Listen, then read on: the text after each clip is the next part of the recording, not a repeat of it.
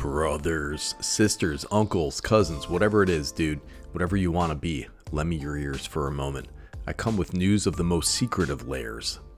Now we're going to talk about that spring Superdrop, brother. You want to know what's in there. You want to see if it's worth a damn, and I'm going to tell you, we're going to give these stupid secret lairs grades so you have some frame of context to evaluate their value, dude. But first, that's what she said, but first, like and subscribe. Welcome the new patrons, Jim Jam, Shazam, and Chris. These guys are in there, they're sliding in my DMs, they're chatting it up in there. Thanks for the support, brothers. Now, first up in the secret lair lineup of whatever drop this is, it's the stupid drop, the sloppy toppy drop, you know. We got poker faces, dude. It's playing cards. Neat. I actually like this aesthetic. It's going to be a little confusing to play against because you're looking at it upside down across the table with no text. But we got Jaxus the Troublemaker out here. Vastly underrated card. I like how she got her fists up to the left, but she's looking at you in the front, thereby not being able to fight in either direction effectively. Fantastic card though, 30 cents. Next up we have the Coffin Queen. You may choose not to untap this card during your untap step. 2 and a black and tap, put target creature card from a graveyard onto the battlefield under your control. When Coffin Queen becomes untapped or you lose control of it, exile that creature. I wish the text was in this card, man. Everybody's gonna have a hard time looking at their phones getting the Oracle text. I've always been a big fan of this card. I think it's great, dude. But more so because of that sweet old school art, which I'm including right here. This card currently, due to a lack of reprints, I think, is about $10. Now, this is the second secret lair printing of the Goblin King. 1 red creature goblin. It's a 2/2. Other goblins get +1/+1 and have Mountain Walk. This card's about $5. And then next up in this little set, we have Professional Facebreaker. Looking a little constipated here, but this is 2 and a red for a creature, human warrior. It's 2/3 with Menace. Whenever one or more creatures you control deal combat damage to a player, create a treasure token. Sack a treasure, exile the top card of your library. You may play that card this turn. This little face rearranger got a little pricey. $8 or so due to its fantastic utility. Treasures, man. Listen, they got all kinds of synergy. And last up in this little set, we got Rankled Master of Pranks. 2 and a black for a legendary creature, Fairy Rogue. It's a 3/3 with flying and haste. Whenever this guy deals combat damage to a player, choose any number.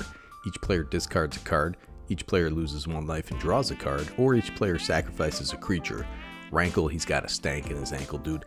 This guy got hammered with reprints. It's a 30-cent card due to Thunder Junction and Wilds of Eldraine reprints. He looks a little silly here with his silly little hat. So for this secret lair, which has mostly textless cards, has about $25 in value. It's not terrible, but I guarantee you that Professional Facebreaker is getting a reprint soon, dude. Its inclusion here is confirmation to me. B- for this secret lair. And then next up is Goblin Grim. It's a play on words because goblins can be traded for 1 gram of methamphetamines. Believe me, dude, I know. First card is Brash Taunter. This guy is a good card. Very niche. Goes great in fight decks and direct damage decks. I like how he's showing his abs there a little bit. Little low on the pants there, brother. Might be getting a little too personal on this Goblin Grim. But in reality, it looks like most Instagram posts, dude. About 50 cents. Goblin Chieftain is apparently having a menage a trois with a couple actual rats here, dude. I've been there with metaphorical rats myself, you know, hood rats you might say, but this dude is taking it a bit too far. I really can't see anyone running this in a deck and having any respect for themselves, but this is Commander we're talking about, so who cares? Card's about $3. Goblin Ringleader, great card in a Goblin deck. I will say the cards here have some utility in Goblin decks. Looks a little silly, it's about a 50-cent card. My sweet baby Goblin Welder, 1 red mana for a creature, Goblin Artificer. It's a 1/1 fantastic card. Tap, choose target artifact a player controls and target artifact card in that player's graveyard. If both targets are still legal as this ability resolves, that player simultaneously sacrifices the artifact and returns the artifact card to the battlefield. This works for anybody, you're mostly going to be doing it on yourself. But they've done it now, dude. My sweet baby Goblin's getting a reprint.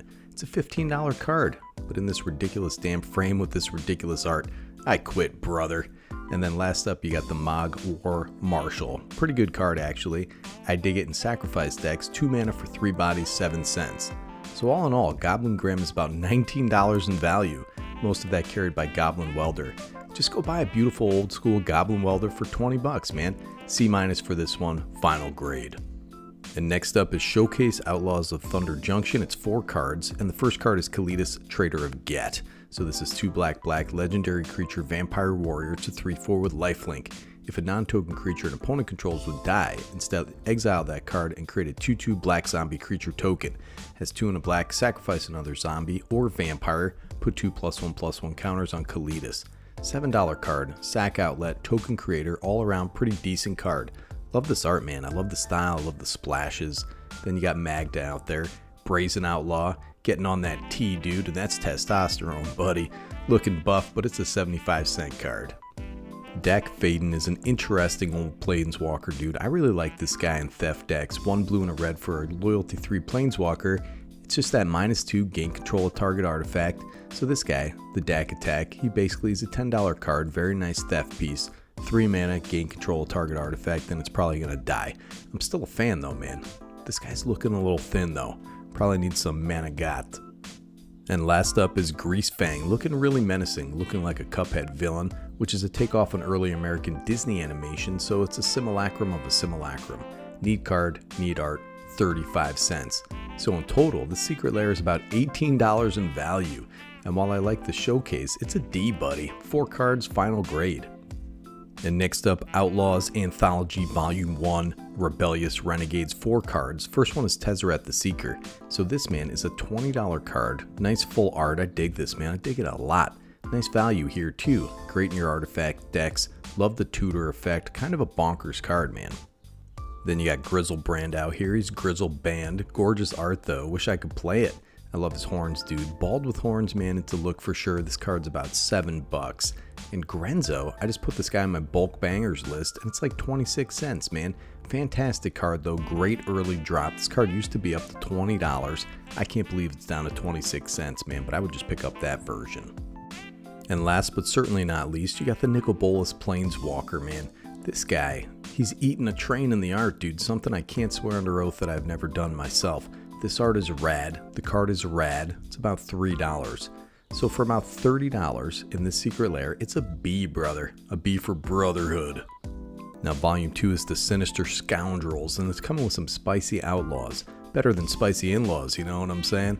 Vorinclex, Voice of Hunger, this guy's a damn beast machine. Has to die as soon as it hits the table if you know what's good for you. This art, man, it's monstrous. The card, monstrous. The frame treatment, not terrible. But this guy doesn't command the premium he used to. It's like a $7 card for the Multiverse Legends version. Now this is the first ever reprint for Corona, the False God. Interesting card, a lot of lore behind it if you want to go look it up. I don't think it's very widely played, seeing as how it's a $3 card. And then you have Corvold, dude. He's a scourge on the format. The Fate Cursed King is 2 black, red, and a green. Legendary creature, Dragon Noble. It's a 4/4 with flying. Whenever he enters the battlefield or attacks, sacrifice another permanent. Whenever you sacrifice a permanent, put a +1/+1 counter on it and draw a card. This card's bonkers, dude. It just does everything. It's a win condition, just chilling out wherever he goes. $14 card. Memnar. Come on, dude. 7 generic mana, legendary artifact creature, wizard. It's a 4/5. Has 1 blue. Target permanent becomes an artifact in addition to its other types. Or 3 and a blue, gain control of target artifact. This effect lasts indefinitely. The saltiest cowboy ever. He's got a sheriff star, and that's just about as far as they went with the outlaw theme. Just leave that off and you got a banger reprint, dude. This guy's about $8. So all in all, this is $29 in value or so. Final grade also a B. Lastly, Sans Mercy, I covered in another short video, man. The full arts on this thing are banging, dude. It's got Mogus, it's got Torment of Hailfire in there, plus a nice looking Ruination. But I feel like they blew it on this one, man. Both from a flavor perspective and a meme perspective, but there is value there. About $33 worth, so I'll give this one a C, because the font sucks, man. Listen, I get the meme, but it sucks. And the last one from the Superdrop is the Hatsune Miku, but I covered that in a different video, man, so go watch that if you want to gauge the value on the Hatsune Miku. Too much of the Hatsune Miku is not good for anybody, brother, trust me on this one. Anyways, bros, thanks for coming along on the wild ride. Working on some custom decks for the Patreon, bros, and making sweet videos for the rest of you snouted hyenas out there. This is Nicky G from Better Commander, signing off.